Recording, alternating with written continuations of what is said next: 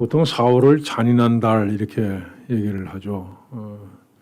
그 대지에서 딱딱한 대지를 뚫고 새싹이 올라올 때 그 아픔이 너무 크다 그래서 잔인한 달이라고 하기도 하고, 또 꽃몽우리가 터지면서 꽃을 피울 때 또 그것이 아프다 그래서 잔인한 달이다 보통 이렇게 얘기를 많이 합니다.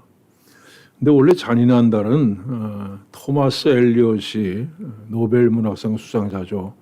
토마스 엘리엇의 시에서 나온 겁니다.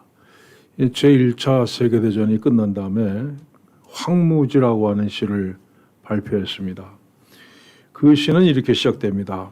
4월은 가장 잔인한 달. 죽은 땅에서 라일락을 키워내고 추억과 욕정이 뒤섞고 잠든 뿌리를 봄비로 깨운다. 겨울은 오히려 따뜻했다. 여기까지만 보면 이 시가 상당히 낭만적입니다. 그런데 일부의 마지막 부분에 이런 내용이 나옵니다. 거기서 나는 친구를 만나 소리쳐 그를 불러 세웠다. 스태춘, 자네 밀라 해전 때 나와 같은 배를 탔었지. 작년에 자네가 뜰에 심은 시체에선 싹이 트기 시작했는가? 올해는 꽃이 필까? 이 봄이 되면 교원에 잠자고 있던 나무들이 다시 살아나서 잎사귀를 피우고 꽃을 피웁니다. 그러나 지난 전쟁 때 죽어서 시체를 땅에 묻은 그 시체에서는 아무것도 피어나는 것이 없다는 얘기입니다. 여기서 친구의 시체는 단순히 죽은 시체가 아니라 우리 인간의 심성을 뜻합니다. 꽃은 봄이 되면 다시 피지만 한번 황폐해진 인간의 심성은 다시는 희망을 만들어낼 수 없다 하는 것이 황무지라고 하는 시의 주제입니다. 자, 지금 유다 왕국의 백성들이 이런 절망적인 상태에 놓여 있습니다. 이사야 선지자가 활동하던 시기는 유다 왕국이 정말 상당한 고통 가운데 놓여 있던 시기입니다. 북왕국 이스라엘과 시리아가 동맹을 맺고 유다 왕국을 공격해 왔습니다. 히스기야 왕 때는 아수르가 예루살렘을 공격해서 나라가 거의 멸망할 뻔한 적도 있었습니다. 뿐만 아니라 하나님께서 선지자들을 계속해서 보내셔서 자, 이제 곧 유다 왕국은 멸망하게 될 것이다. 너희들은 바벨론의 포로로 잡혀가게 될 것이다. 이렇게 말씀하셨습니다. 자, 이런 절망적인 상황 속에서 그들은 이렇게 말합니다. 여호와께서 나를 버리시며 주께서 나를 잊으셨다. 여러분, 오늘 우리도 이런 상황에 놓일 때가 있습니다. 자, 하나님께서 나를 사랑하신다는 걸 압니다. 하나님께서 내 길을 인도하신다는 것을 분명히 믿습니다. 그런데도 불구하고 모든 일이 내 기대대로 되지 않습니다. 앞이 보이지 않고 한 발자국도 앞으로 나갈 수가 없습니다. 하나님 날 잊으셨나? 하나님 날 버리셨나 하는 생각이 듭니다. 더 이상 기도가 나오지 않고 기도할 마음조차도 생기지 않습니다. 만약 여러분 가운데 이런 상황에 놓여 있는 분이 계시면 오늘 주시는 말씀을 통해서 하나님을 다시 만나고 여러분 믿음이 회복되고 다시 한번 하나님을 향한 사랑으로 타오르는 여러분들 되시길 축원합니다. 자, 이렇게 절망에 빠져 있는 유다 백성들을 향해서 하나님께서 말씀하십니다. 여인이 어찌 그 젖 먹는 자식을 잊겠으며 자기 태에서 난 아들을 긍휼히 여기지 않겠느냐. 여러분, 우리가 어떤 어려움을 만나도 내 편을 들어주는 사람이 있다면 내가 혹 잘못했다 할지라도 그래도 내 편을 들어주는 사람이 있다면 우리는 얼마든지 이길 수 있습니다.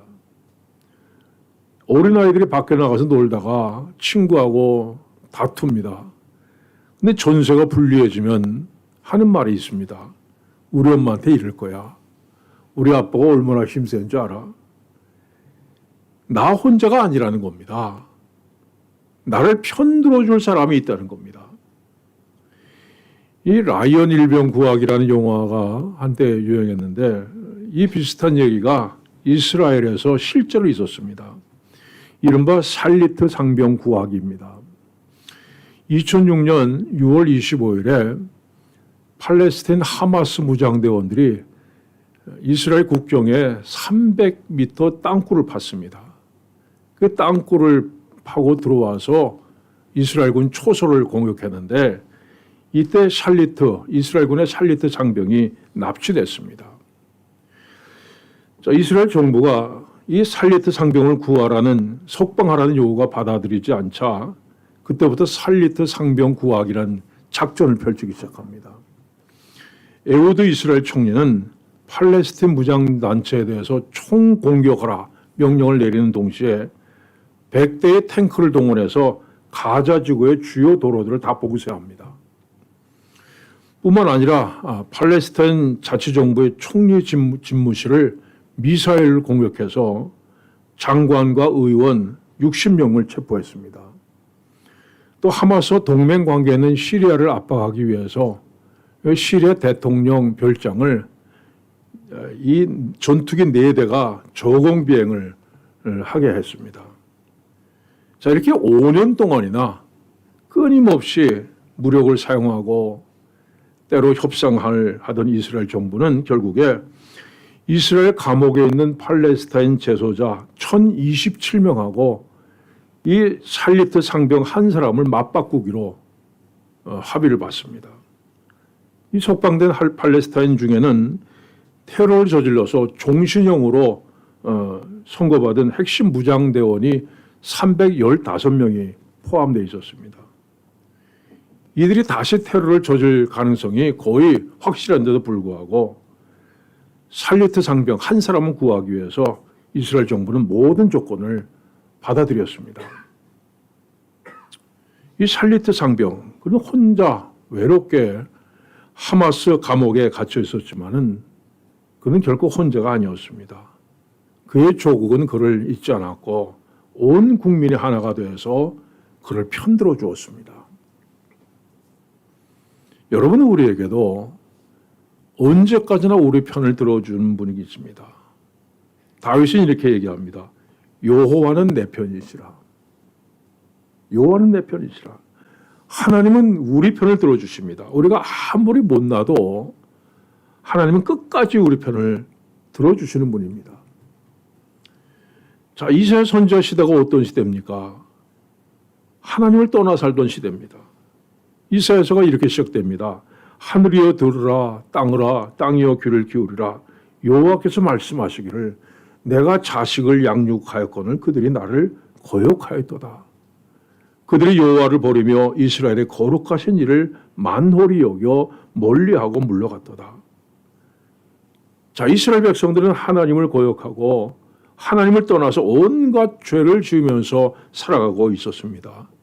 그런데 하나님은 이런 이스라엘 백성을 향해서 말씀하십니다.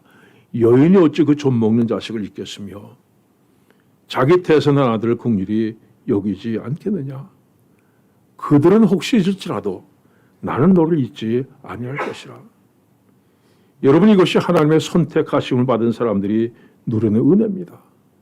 아무리 못났어도 아무리 죄악의 어둠 가운데 방황한다고 해도 결코 버리지 아니하시고 여전히 너는 내 것이라 말씀하시면서 품에 안아주시는 은혜입니다. 아버지께 유산을 미리 받아서 먼 나라로 가서 호랑방탕하던 아들, 그 아들의 재산을 다 탕진하고 집으로 돌아올 때 아버지가 어떻게 합니까? 아직도 거리가 먼데 아버지가 그를 보고 이 아버지는 매일 문 앞에 서서 저 멀리 오늘은 혹시 아들이 돌아올지 모른다. 이 기대를 가지고 기다리고 있었습니다. 이 내 아들은 죽었다가 다시 살아났으며 내가 잃었다가 다시 얻었노라. 내 아들이라고 얘기합니다. 아무리 아버지를 거역하고 아버지를 떠나서 호랑방탕하게 살았어도 아버지에게 있어서 그 아들은 변함없는 내 아들이었습니다. 자, 여러분 하나님의 자녀입니다. 아무리 못나도 하나님의 자녀고 죄악 가운데 살아도 하나님의 자녀입니다. 하나님은 지금 여러분의 모습 그대로를 받아주시는 분입니다. 여러분이 하나님 앞에 부끄러운 죄를 지을 때가 있습니다. 그래도 여러분 어떻게 합니까? 하나님 앞에 나와서 여전히 하나님을 아버지라고 부릅니다. 하나님 아버지 죽을 죄를 졌습니다. 죽을 죄를 지었어도 하나님은 여전히 우리의 아버지가 되십니다. 여러분, 이게 은혜입니다. 무슨 일이 있어도 하나님은 내 아버지가 되시고 나는 하나님의 자녀 되는 이 신분은 결코 변하지 않습니다. 그래서 하나님 말씀하십니다. 내가 너를 내 손바닥에 새겼고, 이 새기다는 단어는요, 파서 새긴다는 뜻입니다. 당시엔 노예의 손바닥에 주인의 이름을 새겼습니다. 나는 주인님의 것입니다. 주인의 이름이 새겨 있어요. 근데 하나님께서는 우리 이름을 하나님의 손바닥에 새겨 놓았다고 말씀하십니다. 너는 내 것이다가 아닙니다. 내가 바로 너의 것이다. 이 하나님이 내 것이라는 말씀입니다. 제가 옛날에 군복무를 할 때요, 한 가지 아직도 잊히지 않는 사건이 있습니다. 해마다 겨울이 되면 제일 추운 날을 골라서 혹한기 훈련이라는 걸 합니다. 이 2주일 동안 산속에 들어가서 그야말로 추위하고 싸우는 거예요. 강원도가 얼마나 춥습니까? 체감 온도가 30도가 넘습니다. 영하 30도가 넘어요. 근데 불을 피워서는 안 되죠. 그냥 자면 얼어 죽으니까 이 얼어붙은 땅을 1m쯤 파고 그 속에 담요 깔고 몇 사람이 엉켜서 자야 합니다. 그래 얼어 죽지 않습니다. 이 참다 못해서 도망가는 친구들도 있었습니다. 자, 이렇게 2주를 지나고 나면요, 전부 다 새카매져요. 누가 누군지 알아볼 수 없습니다. 자, 2주일 동안 세수 안 했죠. 이 안 닦았죠. 면도 안 했죠. 거기다가 뭐 위장한다고 시커멓게 칠했죠. 새카매서 누가 누군지 전혀 알아볼 수 없습니다. 근데 훈련을 마치고 걸어서 부대로 돌아오는데 뒤에서 통곡하는 소리가 나요. 뒤돌아보니까 어떤 어머니가 아들을 부여안고 통곡을 하는 거예요. 자, 아들 군대 보내고 처음 면회를 왔는데 훈련 나갔다고 해서 며칠 기다렸답니다. 그러다가 아들을 봤는데 이 꼴이 말이 아니에요. 어머니가 얼마나 정말 마음이 아팠겠어요. 나중에 부대로 돌아와서 그 신병한테 물어봤습니다. 야, 너 어머니 참 눈도 좋다. 다 새카만데 널 어떻게 알아봤대? 그랬더니 이렇게 대답하더라고요. 제 어머니는요, 제가 한눈에 보이더래요. 여러분, 부모의 손바닥에는 항상 자식이 새겨져 있습니다. 하나님은 나를 한눈에 알아보십니다. 전 세계 사람들이 한 자리에 모여 있어도 하나님은 나를 한눈에 구별해내시고 내가 하나님 아버지 부르짖는 소리를 여러분 하나님은 그냥 알아들으십니다. 날 사랑하시기 때문에요. 부모의 손바닥에 자식이 새겨져 있듯이 하나님의 손바닥에는 항상 내가 새겨져 있기 때문입니다. 자, 100마리 양 중에 한 마리 잃어버린 목자가 이런 양을 찾아서 산과들을 헤맵니다. 마침 다 찾았을 때 동네 사람들 다 모아놓고 잔치를 벌입니다. 아마 잔치 벌이느라고 소 한 마리는 너끈하게 잡아먹었을 거예요. 이건 전혀 비합리적입니다.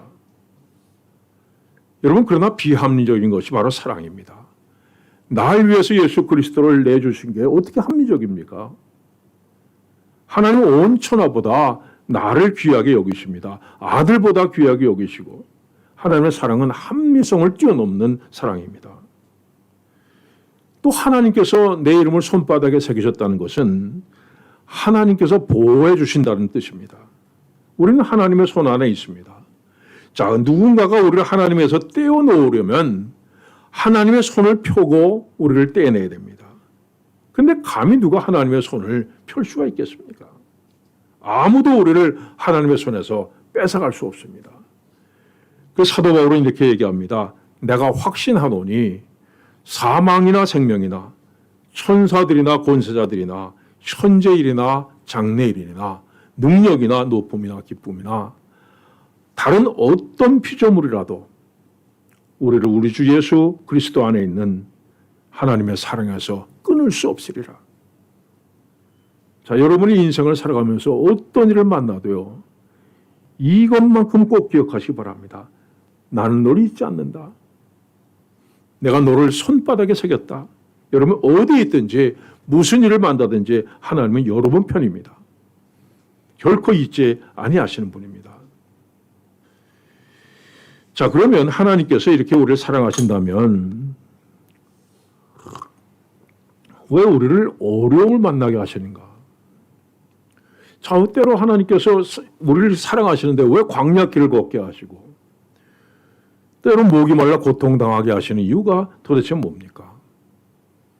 어떤 환자가 의사를 찾아왔어요. 의사가 어떤 증상 때문에 오셨습니까? 묻자 환자가 이렇게 대답했습니다. 선생님, 제가 요즘 정말 심각합니다.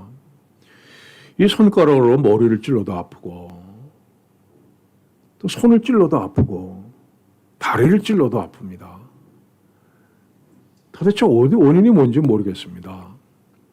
의사가 심각하게 환자를 진찰하더니 이렇게 결론 내립니다. 아, 정말 심각합니다. 당신은 손가락이 부러진 겁니다. 자, 원인은 머리에 있던 것도 아니고 손에 있던 것도 아니고 다리에 있던 것도 아닙니다. 손가락이 문제였습니다. 자, 우리는 인생에 어떤 고통이 다가오면 뭐라고 합니까? 하나님 왜 이러십니까? 하나님 이럴 수 있습니까? 하나님께서 나를 버리셨다. 나를 잊으셨다. 얘기합니다. 내가 이런 일을 당하는 원인이 하나님에게 있다고 얘기합니다. 그러나 그렇지 않습니다. 모든 문제의 원인은 바로 나에게 있습니다.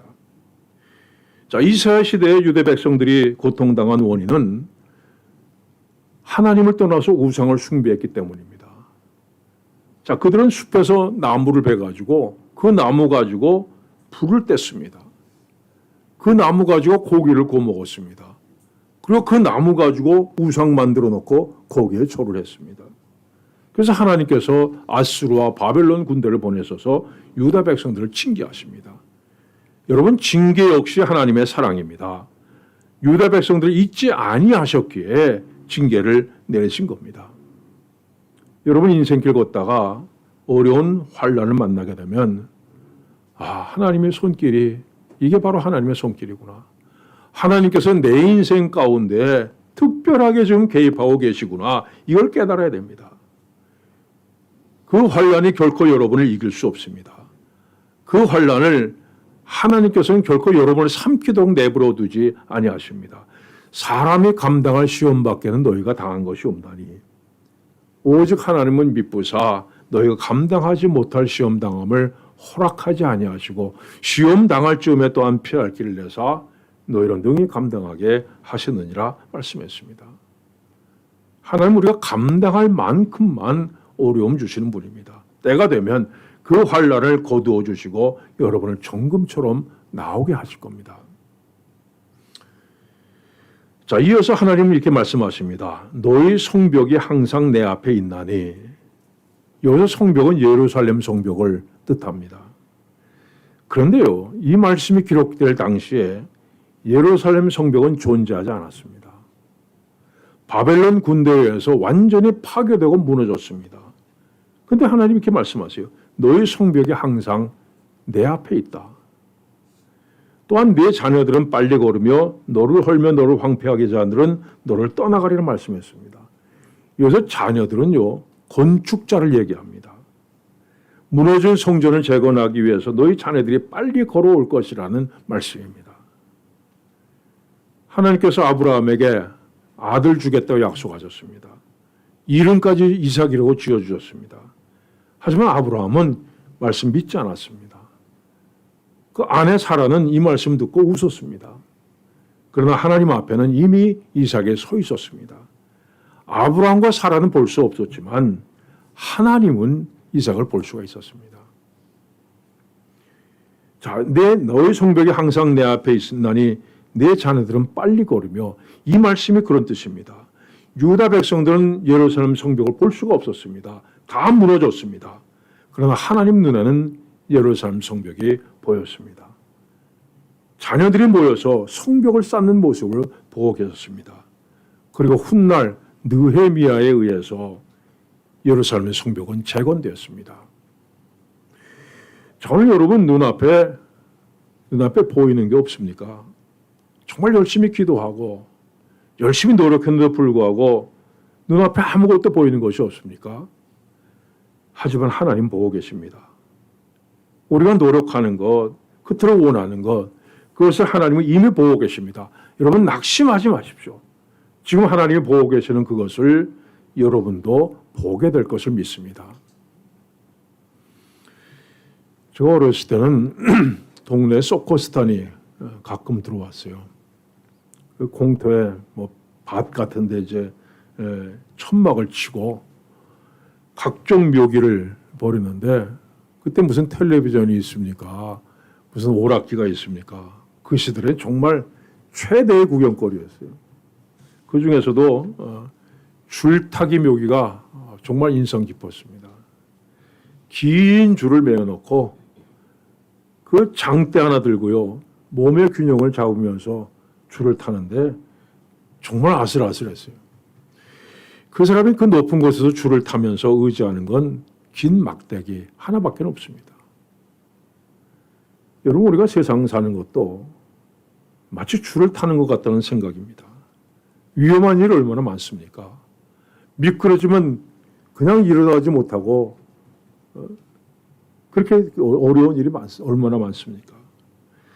그런데 이 위태로운 인생길을 걸어갈 때 막대기가 아니라 하나님께서 우리 손을 붙잡아 주시고 같이 동행하신다 약속하십니다. 난 널 잊지 아니할 것이다. 내가 너를 내 손바닥에 새겼노라 말씀하십니다. 사랑하는 여러분, 여러분의 이름이 하나님의 손바닥에 새겨져 있는데 도대체 우리가 걱정할 게 뭡니까? 여러분은 때로 하나님의 손을 놓고 때로 하나님을 잊을 수 있어도 하나님은 결코 여러분을 잊을 수 없습니다. 하나님은 결코 여러분을 놓칠 수가 없습니다. 여러분 믿음을 가지시기 바랍니다. 내가 아무리 못나서도 난 하나님의 자녀다. 내가 입을 열어 하나님을 찾으면 하나님은 언제나 내게 응답해 주신다. 이 믿음을 가지시고 다시 한번 일어서서 하나님과 힘차게 동행하는 여러분들 되시길 축원합니다. 기도하겠습니다. 하나님 아버지, 나는 너를 잊지 아니할 것이라. 내가 너를 내 손바닥에 새겼노라. 말씀해 주신 것 감사합니다. 우리는 하나님을 떠나서 세상 가운데 방황할 때도 있고 또 죄를 지을 때도 있고 낙심할 때도 있습니다. 그러나 하나님 우리를 다시 한번 부르셔서 너는 내 것이라. 내가 널 잊지 않는다 말씀해 주시니 감사합니다. 성령께서 도우셔서 다시 한번 우리의 심령 가운데 하나님을 향한 상한 사랑을 불듯이 일어나게 하여 주시고 기쁨으로 감사함으로 소망을 가지고 하나님과 동행하는 우리의 삶이 되게 하여 주시옵소서. 예수님의 이름으로 기도하옵나이다. 아멘.